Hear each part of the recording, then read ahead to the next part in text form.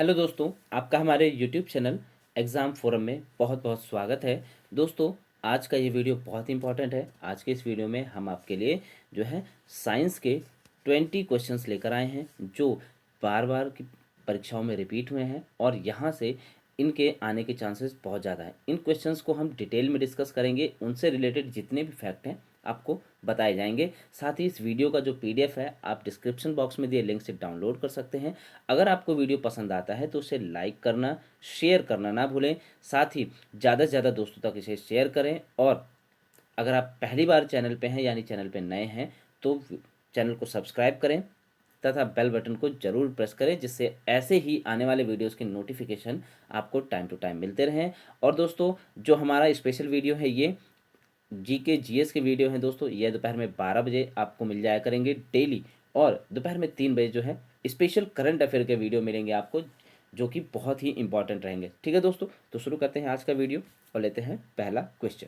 पहला क्वेश्चन आपका आता है दोस्तों, मधुमक्खियों का पालन एवं प्रबंधन क्या कहलाता है? तो इसका जो सही आंसर है वह है एपीकल्चर। ठीक है दोस्तों, एपीकल्चर कहलाता है। अब कुछ और भी ऐसे ही टर्म्स हैं जो कि बार बार परीक्षाओं में पूछे गए हैं। जैसे बात करते हैं सेरिकल्चर की, तो दोस्तों सेरिकल्चर क्या है? रेशम के कीड़े का पालन एवं प्रबंधन कहलाता है। पिसीकल्चर की बात करें तो मत्स्य पालन यानी मछलियों के पालन एवं प्रबंधन को पिसीकल्चर कहते हैं, मत्स्य पालन। हॉर्टिकल्चर की बात करें दोस्तों तो यहाँ बागवानी शब्द आता है। बागवानी यहाँ पर दोस्तों इसके जो है फूलों का अध्ययन किया जाता है। फ्लोरिकल्चर की बात करें तो पुष्पकृति। तो आप हॉर्टिकल्चर और बागवानी यानी फ्लोरिकल्चर में कंफ्यूज नहीं होंगे। फ्लोरिकल्चर में है दोस्तों पुष्पकृति यानी सजावट के फूलों का जो है अध्ययन किया जाता है और हॉर्टिकल्चर में सिर्फ फूलों का अध्ययन किया जाता है। ठीक है, नेक्स्ट बात करते हैं वर्मी कल्चर की। तो वर्मी कल्चर के अंदर दोस्तों केचुओं का जो है अध्ययन किया जाता है। तो आपको इतना याद रखना है क्योंकि ये क्वेश्चन बार बार रिपीट होते हैं। ठीक है, लेते हैं अगला क्वेश्चन। अगला क्वेश्चन आपका आता है दोस्तों कि रक्त का थक्का बनने में सहायक कौन सा विटामिन है? तो इसका जो सही आंसर आता है वह है विटामिन के। तो अब हम कुछ विटामिनों की भी बात कर लेते हैं दोस्तों। तो विटामिनों को जैसा कि दोस्तों दो भागों में बांटा जाता है।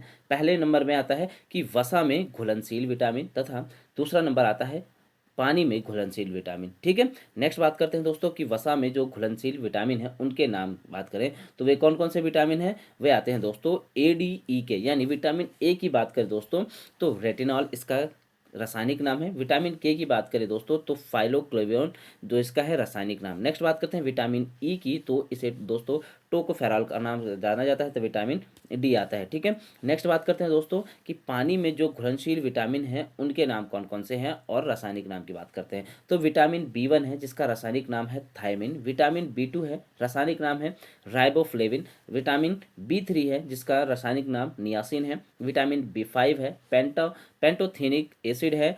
विटामिन बी6 पायरिडॉक्सिन है दोस्तों। विटामिन बी7 है बायोटीन। विटामिन बी9 फोलेट या फॉलिक एसिड के नाम से भी जाना जाता है। विटामिन बी12 की बात करें तो सियान कोबालिन या साइकोकोबालमिन के नाम से जाना जाता है। और विटामिन सी जो कि बहुत इंपॉर्टेंट है, इसका नाम कई बार पूछा गया है एस्कॉर्बिक एसिड। याद है, इतना आपको याद रखना है क्योंकि बहुत ही इंपॉर्टेंट यहाँ से ये पॉइंट है और कई बार पूछे गए हैं परीक्षाओं में।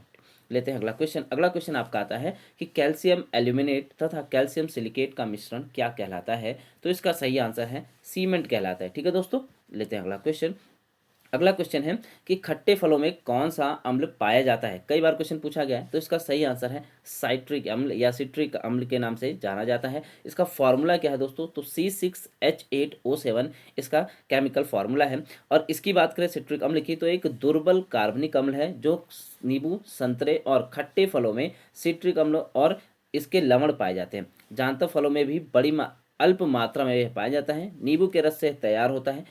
एक सुगंध मुक्त बेरंग और दरदरा होता है। तो आपको ये याद रखना है। ठीक है, लेते हैं अगला क्वेश्चन। अगला क्वेश्चन आपका आता है कि कार्य की इकाई क्या है? ठीक है दोस्तों, तो कार्य की इकाई क्या है? इसका सही आंसर है जूल। अब बात कर लेते हैं, कई बार पूछा गया है कि एक जूल कितने के बराबर होता है? तो अलग अलग इकाइयों की बात करते हो दोस्तों। तो एक जूल एसआई मूल की बात करें तो 1 किलोग्राम मीटर स्क्वायर पर सेकंड स्क्वायर के बराबर होता है।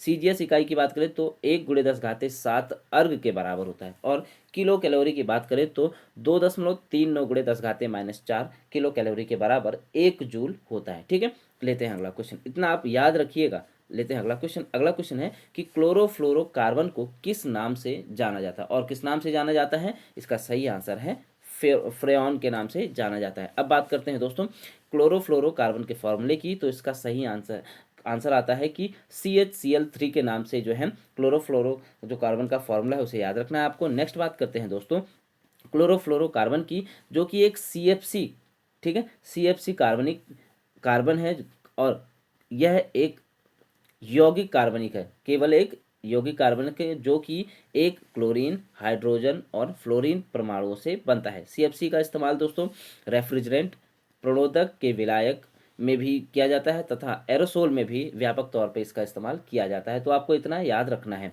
ठीक है।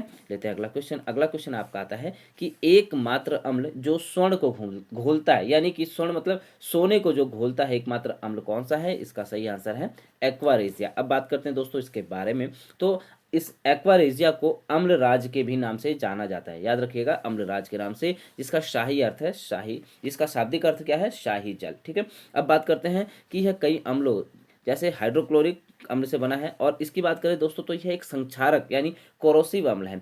तुरंत बना जो अम्लराज होता है यानी एक्वारेजिया, वह रंगहीन होता है, लेकिन कुछ समय के बाद ये क्या हो जाता है, नारंगी रंग का हो जाता है, ठीक है, याद रखिएगा इतना। नेक्स्ट क्वेश्चन आपका आता है कि आधुनिक परमाणु सिद्धांत का प्रणेता किसे माना जाता है, तो इसका सही आंसर है जॉन डाल्टन को आधुनिक परमाणु सिद्धांत का प्रणेता माना जाता है, ठीक है। लेते हैं अगला क्वेश्चन। अगला क्वेश्चन आपका आता है कि सेब को दांतों से काटने के लिए किस प्रकार के दांतों का उपयोग होता है, आपको याद रखना है बात क्या, इसका सही आंसर है कृंतक, याद रखिएगा, कृंतक दांतों से सेब को काटने के लिए प्रयोग किया जाता है। अब हम बात कर लेते हैं दांतों के प्रकार की, ठीक है। तो आदमी को 2 बार और 2 प्रकार के दांत निकलते हैं, ठीक है दोस्तों, 2 बार और 2 प्रकार के दांत निकलते हैं। दूध के अस्थायी दांत, आप सभी लोग जानते हैं कि दूध के अस्थायी दांत होते हैं जो कुछ समय बाद टूट जाते हैं, 3 से 4 साल 5 साल की उम्र के बाद टूट जाते हैं, और उसके बाद टेम्परे जो है परमानेंट दांत आते हैं, ठीक है दोस्तों। दूध के अस्थायी दांत तथा स्थायी दांत। दूध के दांत 3 प्रकार के और स्थायी दांत 4 प्रकार के होते हैं। हम बात करेंगे स्थायी दांतों की, ठीक है। तो छेदक या कृंतक, जिसे इंसीसर के नाम से जाना जाता है, काटने के दांत होते हैं, ठीक है। नेक्स्ट आता है भेदक या रदनक, ठीक है, कैनाइन दांत, फाड़ने के दांत होते हैं, ठीक है। अग्रचवर्णक और चवर्णक दांत, चबाने के दांत होते हैं। तो इतना आपको याद रखना है। लेते हैं अगला क्वेश्चन। अगला क्वेश्चन आपका आता है कि कौन से 2 रंगों का मिश्रण करने से हरा रंग तैयार होता है, तो इसका सही आंसर है बैगनी और नारंगी रंगों के को मिश्रित करने पर हरा रंग तैयार होता है। अब हम बात कर लेते हैं कि जो अलग अलग रंग है, प्राथमिक द्वितीयक रंग, जो विभिन्न प्रकार के रंग है, उनके बारे में बात करते हैं, क्योंकि कई बार पूछे गए हैं। तो दोस्तों रंगों के प्रकार की बात करें तो प्राथमिक रंग, ठीक है दोस्तों, यह वह रंग होते हैं जो मिश्रित करके नहीं बन सकते। इन रंगों का मिश्रित करके कई रंग में बना सकते हैं, ठीक है। इन रंगों को मिश्रित करके कई रंग बना सकते हैं। मानवीय दृष्टि के लिए केवल 3 प्राथमिक वर्ण ही प्रयोग में होते हैं, यह श्वेत प्रकाश के कारण आते हैं, ठीक है। और कौन कौन से हैं दोस्तों, लाल, हरा और नीला, ठीक है, जो मिलाने पर, तीनों को मिलाने पर सफ़ेद बनता है, ठीक है। आगे की अगर हम बात करें दोस्तों द्वितीयक रंग की, तो यह वह रंग है जो पूर्ण रूप से स्वतंत्र नहीं है, इन्हें प्राथमिक रंगों को मिश्रित करके बनाया जाता है, जैसे नीला पीकॉक, ठीक है, रानी। पीला द्वितीयक रंग के मुख्य उदाहरण है। नेक्स्ट बात करते हैं दोस्तों, तो लाल और नीला मिलाकर रानी रंग बनता है, हरा और लाल मिलाकर पीला बनता है, हरा और नीला बनाकर दोस्तों पीकॉक नीला बनता है। तो आपको इतना याद रखना है। नेक्स्ट आता है आपका कि विरोधी रंग, यह वह रंग है जो प्राथमिक रंग और द्वितीयक रंग के मिश्रण से बनते हैं, ठीक है दोस्तों। नेक्स्ट बात करें अगर, तो ओस्टवाल्ड वर्ण चक्र के हिसाब से आमने सामने वाले रंग विरोधी रंग है, जैसे नीले का विरोधी पीला, नारंगी का विरोधी आसमानी और बैंगनी का विरोधी रंग धानी है। तो आपको इतना याद रखना है, ठीक है। लेते हैं अगला क्वेश्चन। अगला क्वेश्चन आपका आता है आरएनए का क्या अभिप्राय है, तो इसका सही आंसर है राइबो न्यूक्लिक एसिड, यानी कि आरएनए का जो मुख्य कार्य की बात करें तो कभी कभी पूछा जाता है, तो इसका मुख्य कार्य है प्रोटीन संश्लेषण में यह सहायता करता है। लेते हैं अगला क्वेश्चन। अगला क्वेश्चन है कि लोलक का संचलन क्या कहलाता है, यानी लोलक का संचलन क्या कहलाएगा, तो इसका सही आंसर है दोलन गति कहलाता है, ठीक है। लेते हैं अगला क्वेश्चन। वायुमंडल में उपस्थित कुल गैसों का कितना प्रतिशत नाइट्रोजन होता है, तो इसका सही आंसर है 78% होता है। अब हम और गैसों की बात कर लें कि कौन सी गैस कितने प्रतिशत होती है, तो ऊंचाई में गैसों की आपेक्षिक मात्रा में परिवर्तन पाया जाता है। शुद्ध और शुष्क वायु में nitrogen 78%, oxygen 21%, organ 0.93%, carbon dioxide 0.03% तथा hydrogen, helium, ozone, neon, xenon आदि अल्प मात्रा में उपस्थित रहते हैं। तो आपको इतना याद रखना है, कई बार पूछा भी गया है। लेते हैं अगला क्वेश्चन। अगला क्वेश्चन आपका आता है कि किसका प्रयोग चिकित्सक रोगियों की जांच करने में करते हैं। तो इसका सही आंसर है स्टेथोस्कोप। ठीक है दोस्तों, इसका प्रयोग किया जाता है। नेक्स्ट बात करते हैं दोस्तों। तो स्टेथोस्कोप या परिश्रावक रोगी के रक्त संचार की दशा का परीक्षण करने का उपकरण है। फ्रांस के चिकित्सक रेते लैनिक ने 1816 में इसकी खोज की। यंत्र के लिए परीक्षण और जिसके आधार पर प्रचलित परिश्रावक का निर्माण हुआ है। तो आपको यह भी याद रखना कि किसने इसकी खोज की, किसने की थी? चिकित्सक, फ्रांस के चिकित्सक रेते लैनिक ने 1816 में। ठीक है। नेक्स्ट क्वेश्चन आपका आता है कि मलेरिया किससे संबंधित है। तो इसका सही आंसर है मलेरिया किससे संबंधित है? ज्वर से। अब बात करते हैं ज्वर यानी बुखार की। अब मलेरिया के बारे में दोस्तों, तो मलेरिया या दुर्वात एक वाहक है जो रोग संक्रामक जनित प्रोटोजोआ परजीवी द्वारा फैलता है। तो किसके द्वारा फैलता है ये भी याद रखना है, प्रोटोजोआ परजीवी के द्वारा। मलेरिया बुखार एक संक्रामक रोग है जो व्यक्ति को फीमेल मच्छर एनाफ्लीज के काटने से होता है। इस मच्छर में एक विशेष प्रकार का जीवाणु पाया जाता है जिसे डॉक्टरी भाषा में प्लाज्मोडियम कहा जाता है। इस बीमारी का वाहक मादा एनाफ्लीज मच्छर होता है। यह मुख्य रूप से अमेरिका, एशिया और अफ्रीकी महाद्वीपों के उष्ण तथा उपोष्ण कटिबंधीय क्षेत्रों में फैला हुआ है। ठीक है, तो आपको याद रखना है इसमें कहाँ क्या क्या क्या याद रखना है कि जो संक्रामक रोग जनित किसके द्वारा फैलता है? प्रोटोजोआ के द्वारा। कौन फैलाता है? फीमेल मच्छर एनाफ्लीज के नाम से। और जो नाम क्या है उसका? प्लाज्मोडियम, ये याद रखिएगा। और मच्छर कौन सा है दोस्तों? ये भी याद रखना है कि मादा मच्छर एनाफ्लीज है। ठीक है। अगला क्वेश्चन आपका आता है रक्त शर्करा स्तर को नियंत्रित करने वाला हार्मोन कौन सा है। तो इसका सही आंसर है इंसुलिन, जो है हार्मोन है जो नियंत्रित करता है रक्त शर्करा को। अब बात करते हैं दोस्तों इससे जुड़े इंपॉर्टेंट फैक्ट की। तो इंसुलिन एक प्रकार का हार्मोन है जिसका निर्माण कहाँ पर होता है? अग्नाशय में होता है। हमारा आमाशय कार्बोहाइड्रेट्स को रक्त शर्करा में परिवर्तित करता है। साथ ही दोस्तों इंसुलिन के माध्यम से यह रक्त शरीर शर्करा ऊर्जा में परिवर्तित हो जाता है। यह पैंक्रियाज इंसुलिन बनाना, यदि पैंक्रियाज जो है इंसुलिन बनाना बंद कर दे तो ब्लड जो है ग्लूकोज ऊर्जा में परिवर्तित नहीं होगा। ठीक है। नेक्स्ट बात करें कि अगर मधुसूदनी हिंदी नाम है दोस्तों, याद रखिएगा इंसुलिन। ठीक है, इसका रासायनिक सूत्र है C45H69O14N11S.3H2O, जो कि अग्नाशय की बात करें दोस्तों, अग्नाशय यानी पैंक्रियाज के अंतःस्रावी भाग लैंगरहैंस की दीपिकाओं की बीटा कोशिकाओं से स्रावित होने वाला जंतु हार्मोन है। अब कई बार क्वेश्चन ये भी पूछा गया है कि यह जो है इंसुलिन कहाँ से स्रावित होता है, तो लैंगरहैंस की बीटा कोशिकाओं से यह स्रावित होता है। ठीक है दोस्तों। और कौन सा कैसा हार्मोन है? एक जंतु हार्मोन है। रासायनिक संरचना की दृष्टि से यह एक पेप्टाइड हार्मोन है। तो यह भी पूछा गया है कि कैसा हार्मोन है, कैसा है? पेप्टाइड हार्मोन है। ठीक है, जिसकी रचना 51 अमीनो अम्ल से होती है। शरीर में ग्लूकोज के उपापचय को यह नियंत्रित करता है। ठीक। नेक्स्ट बात करें अगर, तो पैंक्रियाज यानी अग्न्याशय एक मिश्रित ग्रंथि है। तो आपको यहाँ से एक पॉइंट मिलता है कि यह कैसी ग्रंथि है? मिश्रित ग्लैंड है। ठीक है, मिक्स ग्लैंड है। आगे की बात करें, जो अमाशय के नीचे कुछ पीछे की ओर स्थित होती है। भोजन के कार्बोहाइड्रेट्स अंश के पाचन के पश्चात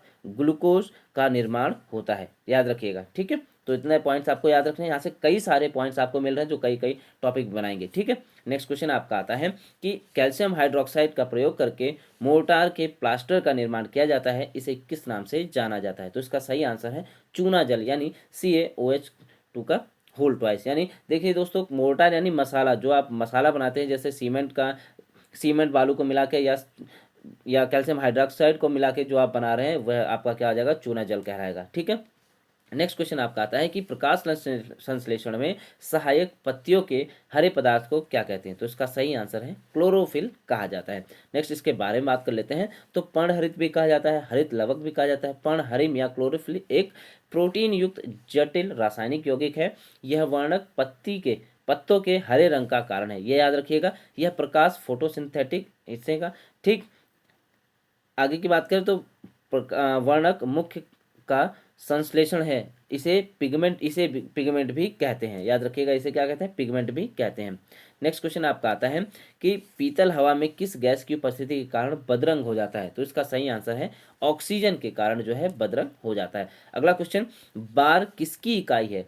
तो दोस्तों बार किसकी इकाई है? वायुमंडल की। जी हाँ दोस्तों, आगे की अगर हम बात करें तो वायुमंडलीय दबाव पृथ्वी के वायुमंडल में किसी सतह की एक इकाई पर उससे ऊपर की हवा के वजन द्वारा लगाया गया बल है। अधिकांश परिस्थितियों में वायुमंडलीय दबाव का लगभग सही अनुमान मापन बिंदु पर उसके ऊपर वाली हवा के वजन द्वारा लगाया जाता है। आगे की अगर हम बात करें, इंपॉर्टेंट जो फैक्ट है दोस्तों कि भूतल के किसी क्षेत्रीय इकाई सेंटीमीटर वर्ग जैसे वर्ग इंच आदि वाला, ठीक है, पढ़ने वाला है, जो कि वायुमंडलीय वायु दाबमापी किसी माप